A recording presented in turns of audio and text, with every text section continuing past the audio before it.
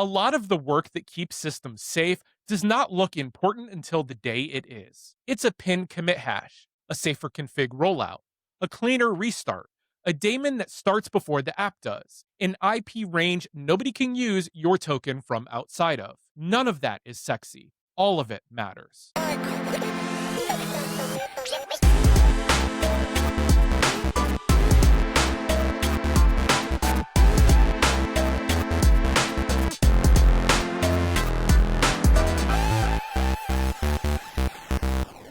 Hey, I'm Brian Teller. I work in DevOps and SRE, and I run Teller's Tech. This is Ship It Weekly, where I filter the noise and focus on what actually changes how we run infrastructure and own reliability. Show notes and links are on shipitweekly.fm.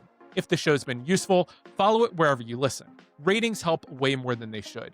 And if you want more signal between episodes, check out oncallbrief.com. We have 5 main stories today, then the lightning round, and we'll wrap with the human closer. We're starting with GitHub Actions and Kubernetes, because the helper layer is officially part of the trust boundary now. Then Airbnb, with one of the better real-world platform stories I've seen in a while on shipping config changes safely. After that, Cloudflare open sourcing the grateful restart plumbing behind zero downtime upgrades for Rust services. Then AWS ECS managed Daemons, which is a nice clean platform engineering story.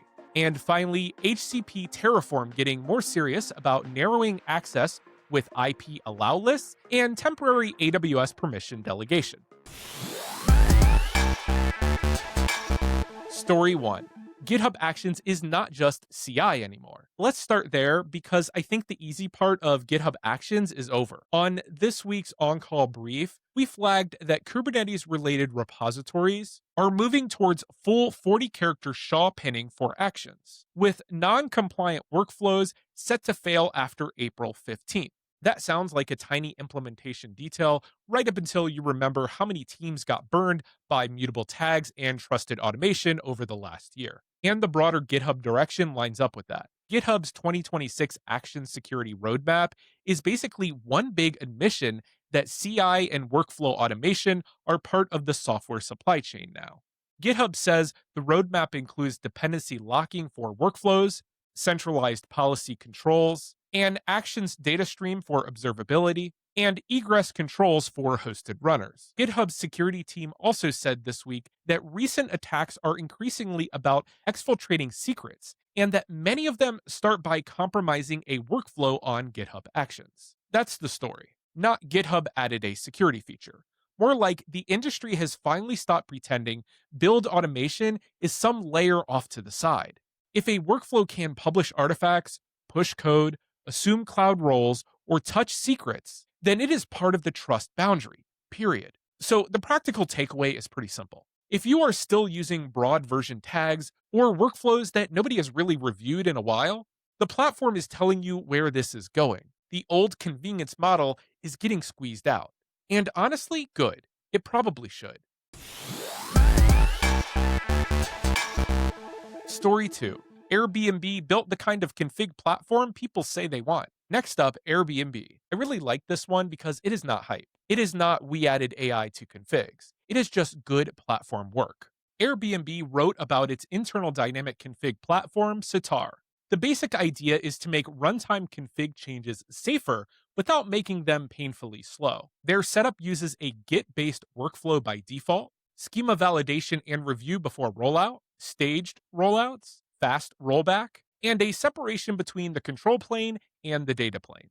On the service side, there's an agent sidecar and a local cache. So services can keep running on the last known good config even if the back end is degraded. That's the kind of story I want more of. Because config is one of those places where teams love the flexibility right up until it becomes the outage. And the answer is usually not ban dynamic config. The answer is build the guardrails and the blast radius controls so the flexibility does not turn into roulette. The part I liked the most is the last known good behavior. This is such a real operator move. Not just our config platform is available, more like what happens to the service if the config backend is having a bad day. That's the right question. A lot of systems look fine until their control plane gets weird. Airbnb is clearly thinking past that. So yeah, For me, the takeaway here is the safe speed is real engineering work. It's not just vibes. It is staged rollout, rollback, validation, and not making every config change a big bang. Story 3.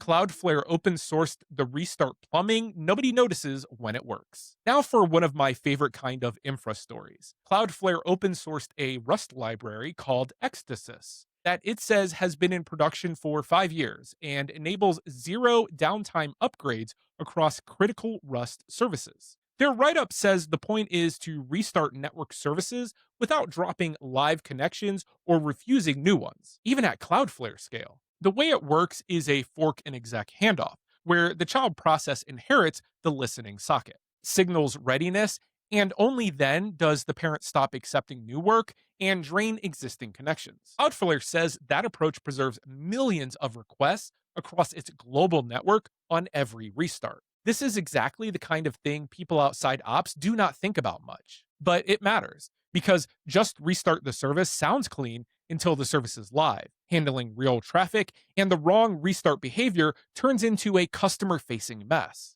The boring, invisible reliability work is usually where the real maturity is.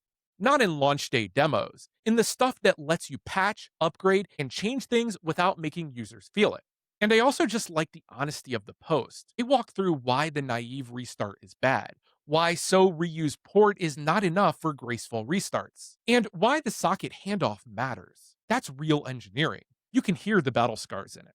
So if you run long-lived services, proxies, gateways, or anything else where restart behavior is part of reliability, this is a good reminder that restart logic is not housekeeping. It is production behavior.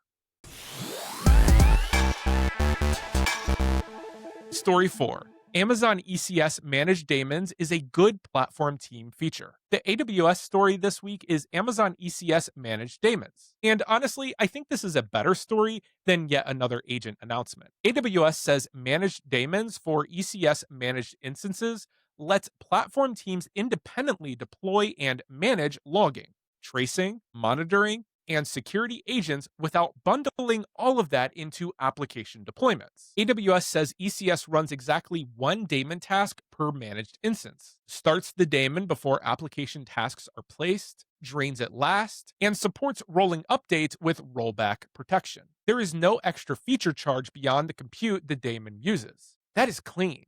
That is useful. And that is one of those features where the value shows up immediately if you've ever had to coordinate host-level tooling through app teams that really do not want to think about your agent lifecycle. The part that I like is the separation of concerns. App teams own app rollout. Platform teams own platform tooling. That should not be controversial, but a lot of environments still make those things trip over each other. So when AWS gives people a more explicit way to keep those concerns separate, that is worth paying attention to. And it fits the theme of the episode pretty well, too. Another background layer becoming more explicit, more managed, and a little less improvised. Story 5. HCP Terraform is narrowing access in the places people usually leave soft. The last main story today, HCP Terraform. HashiCorp announced 2 security features that I think fit together nicely, even though they came as separate updates. First, HCP Terraform now supports IP allow lists at the organization and agent level. HashiCorp says that means tokens are only accepted from trusted, predefined IP addresses, and that it closes a pretty obvious gap where valid credentials could previously be used from anywhere by default. HashiCorp also says agent pool allow lists can be scoped separately, which lets teams align access with real egress points like NAT gateways or trusted VPC egress. Second, AWS permission delegation is now generally available in HCP Terraform. HashiCorp says this uses AWS temporary permission delegation, so customers can grant trusted partners short-lived, customer-approved access for setup and onboarding tasks instead of handing out long-lived permissions. This is the kind of tightening I like. Nothing magical, nothing flashy, just narrower access and less standing privilege. And that is usually where a lot of the real security value lives anyway, not in adding another dashboard, in making the default trust path shorter and more explicit. So, the practical takeaway here is if your Terraform environment still feels a little too open by default, HashiCorp is giving teams some better primitives now. Network based restrictions and shorter lived delegated access are both good moves.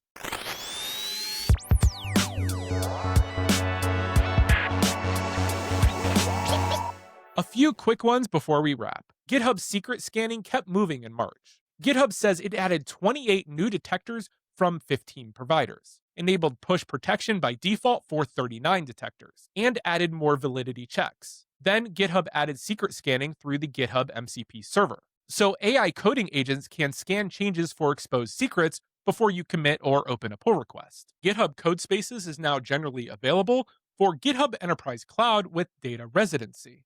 GitHub says it supports Australia, the EU, Japan, and the US, but requires enterprise or organization-owned codespaces. User-owned codespaces are not supported in that setup. And Kubernetes version 1.36 is closing off a couple of old footguns. The project says .spec.external IPs is deprecated because of long-standing security risk. And the old Git repo volume driver is now permanently disabled because it could allow code execution as root on the node.